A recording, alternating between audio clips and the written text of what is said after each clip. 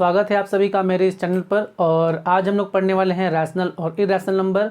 बहुत सारे बुक्स में कॉम्प्लिकेटेड लैंग्वेज में इसका डेफिनेशन दिया हुआ है, पर इस वीडियो में आशा करता हूं कि आपको समझ में आएगा, क्योंकि मैं बहुत ही सिंपल तरीके से समझाने वाला हूं। तो चलिए शुरू करते हैं।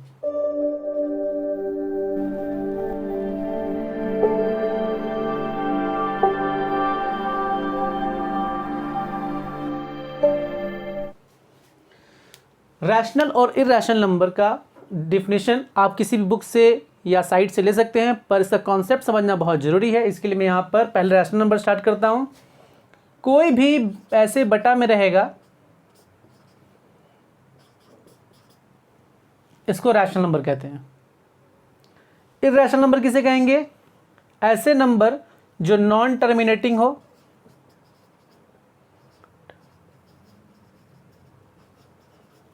और जिसका कोई पैटर्न ना हो, नॉन रिकरिंग।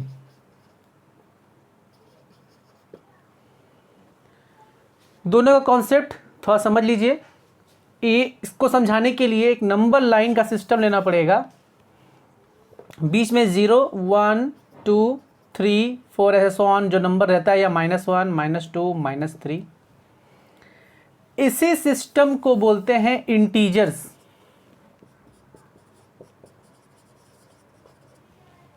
इस इंटीजर्स में बस फ्रैक्शन नहीं आएगा, जैसे कि 3.4, 4.5 ऐसे फ्रैक्शन नहीं आते हैं। इस सिस्टम को बोलते हैं इंटीजर्स। इस सिस्टम में ये जो साइड है माइनस का होता है, ये साइड जो होता है प्लस का होता है, और बीच में 0। तो पूरे सिस्टम को इंटीजर्स कहते हैं। कोई भी नंबर इस नंबर लाइन में अगर आएगा, उसको रियल नंबर कहेंगे। कोई भी नंबर अगर इस नंबर लाइन में आता है तो उसको क्या कहेंगे? रियल नंबर कहेंगे। अगर आप बोलेंगे -3, ये रियल नंबर है? हाँ है। अगर आप कहेंगे 2, ये भी रियल नंबर है। ठीक है। 2/1 लिखते हैं तो ये किस फॉर्म में आ गया? ये फॉर्म में आ गया बटा का। इसको बोलेंगे रैशनल नंबर्स। तो चलिए थोड़ा आगे बढ़ते हैं रैशनल नंबर्स की तरफ।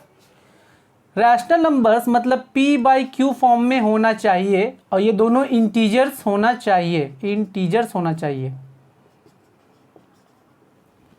तो देखिए, ये रैशनल नंबर इंटीजर्स फॉर्म में होना चाहिए, p/q यानी बटा में होना चाहिए, और दोनों इंटीजर्स होना चाहिए। इंटीजर्स मतलब ये नंबर सिस्टम में कोई नंबर होना चाहिए, या पॉजिटिव या नेगेटिव।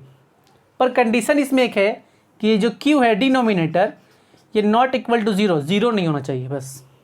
तो आई होप रैशनल नंबर आपको समझ में आ गया हो। फिर से एक छोटा सा रिकैप। रैशनल नंबर वो नंबर है जो से p/q के फॉर्म में होगा, यानी बटा के फॉर्म में होगा, और दोनों इंटीजर्स होगा। तो इंटीजर्स क्या है? ये सिस्टम को इंटीजर्स कहते हैं पूरा। और q जो है वो 0 नहीं होना चाहिए। क्यों नहीं होना चाहिए? मान लीजिए अगर 3/0 लिख रहे हैं तो इसका आंसर इन्फिनिट आता है, अनंत। इसका आंसर इन्फिनिट आता है, इसीलिए 0 नहीं होना चाहिए डिनोमिनेटर। और इरैशनल नंबर क्या होगा? नॉन टर्मिनेटिंग और नॉन रिकरिंग, मतलब रिपीट नहीं होना चाहिए। कोई पैटर्न रिपीट नहीं होना चाहिए। जैसे मान लीजिए एक आंसर 0.137243217 ऐसे करके कोई आंसर आता है डिवाइड करने पर, उसको बोलते हैं कोई पैटर्न देखिए क्रिएट नहीं हो रहा है। कभी कभी एक पैटर्न क्रिएट होता है ऐसे 0.090909, तो उसको ऐसे बार में लिख लेते हैं ना हम लोग। तो ये नहीं होना चाहिए इरैशनल नंबर में। ऐसे एक पैटर्न में नहीं होना चाहिए, और नॉन टर्मिनेटिंग होना चाहिए। जैसे 22/7 को डिवाइड कीजिएगा तो वो डिवाइड नहीं होगा।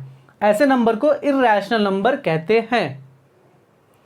तो देखिए, ये रैशनल नंबर और इरैशनल नंबर समझने के लिए हम लोग क्या क्या समझ लिए? और एक्स्ट्रा इंटीजर्स समझ लिए, और क्या समझ लिए? रियल नंबर भी समझ लिए। देख लीजिए, रैशनल नंबर्स मैंने कहा ये p/q, इरैशनल नंबर कहा non terminating and non recurring. और रियल नंबर क्या था? रियल नंबर मतलब जो भी नंबर इस सिस्टम में आएगा, इस नंबर लाइन में आएगा, उसको रियल नंबर कहेंगे। और इंटीजर्स क्या है? ये पॉजिटिव नेगेटिव वाला जो सिस्टम है विदाउट फ्रैक्शन, इसको बोलेंगे इंटीजर्स। और रियल नंबर में ये सारा कुछ आ जाएगा। ये सारा रियल नंबर हो जाएगा। तो आशा करता हूँ कि आपको ये समझ में आया होगा। कुछ बचा है whole number, prime number, natural number, वो भी चलिए समझ लेते हैं। तो चलिए अब पढ़ते हैं कुछ और कीवर्ड्स हैं मैथ्स के। प्राइम नंबर किसे कहेंगे? ऐसे नंबर जो सेल्फ डिवाइड हो सके। 1 3 5 7 9 नहीं होगा, 11 होगा, क्योंकि 9 जो है वो 3 से डिवाइड हो सकता है, इसीलिए 9 नहीं होगा। 1 3 5 7 11 13 17, उसके बाद 18 नहीं होगा, 19 होगा। ऐसे करके जो नंबर खुद से डिवाइड हो या 1 से डिवाइड हो जाए, ऐसे नंबर को प्राइम नंबर कहते हैं। नेचुरल नंबर किसे कहेंगे? जो नॉर्मल हम लोग काउंटिंग करते हैं 1 2 3 4, इसको बोलते हैं नेचुरल नंबर। नेचुरल नंबर एक और कीवर्ड है होल नंबर, मैंने लिखा नहीं है क्योंकि नेचुरल नंबर के बाद ही वो समझा सकूंगा आपको। देखिए ये है होल नंबर। होल नंबर क्या है? बस ये नेचुरल नंबर के आगे 0 लिख देना है, 0 प्लस नेचुरल नंबर। कहने का मतलब है 0 1 2 3 4 ऐसे करके। तो होल नंबर में बस 0 से स्टार्ट होता है, तो उसे होल नंबर कहते हैं। अब आते हैं ऑड नंबर। ऑड इवन आप जानते ही हैं, फिर भी आप देख लीजिए। इवन में एक कॉन्सेप्ट है जो एग्जाम में बार बार पूछा जाता है, इसलिए मैंने इवन को लास्ट में रखा है। ऑड बहुत ही सिंपल है, 1 3 5 7 9। देखिए यहाँ 9 नहीं लिया था क्योंकि प्राइम नंबर पूछा था। ऑड में आप ऐसे पैटर्न ले सकते हैं, 9 11 13 ऐसे सो ऑन। इवन नंबर क्या है? इवन नंबर होने के लिए बस 2 चीज़ होना ज़रूरी है। ये नंबर लाइंस में जो मैंने बताया था इससे पहले, 2 3 या -1 -2, या एक तो इंटीजर्स होना चाहिए और दूसरा डिवाइड बाई 2 होना चाहिए। ऐसे नंबर जो इंटीजर्स हों और 2 से डिवाइड हो जाए। इंटीजर्स क्या है? मैंने पहले ही बताया था आपको। इंटीजर्स वो नंबर है जो इस पैटर्न पे आ सकता हो, इस नंबर लाइन पे आ सकता हो, पर फ्रैक्शन नहीं होगा, फ्रैक्शन नहीं हो सकता है वो। कोई भी फ्रैक्शन नंबर कोई इंटीजर्स में नहीं रखते हैं, पर ये जो है ऐसे पॉजिटिव एंड नेगेटिव 0 सब जो है इंटीजर्स है। तो इवन नंबर क्या है? इंटीजर्स भी होना चाहिए, पहला कंडीशन। सेकेंड, डिवाइडेड बाई 2 होना चाहिए। तो देखिए इंटीजर्स और डिवाइड बाई 2 तो क्या हो सकता है? 2 4 5, तो यहाँ 5 होगा। 5 जो है इंटीजर्स तो है पर डिवाइड बाई 2 नहीं है, इसलिए 5 नहीं होगा। क्या होगा? 6 8 10 12 ऐसे करके सो ऑन। क्वेश्चन आता है क्या 0 इवन नंबर है? तो देखिए 0 को इंटीजर्स में कह सकते हैं, हाँ 0 इंटीजर्स है। और क्या 0 2 से डिवाइड होगा? हाँ होगा। देखिए 0 को 2 से डिवाइड करेंगे तो आंसर 0 ही आता है, इसलिए 0 को इवन नंबर कह सकते हैं।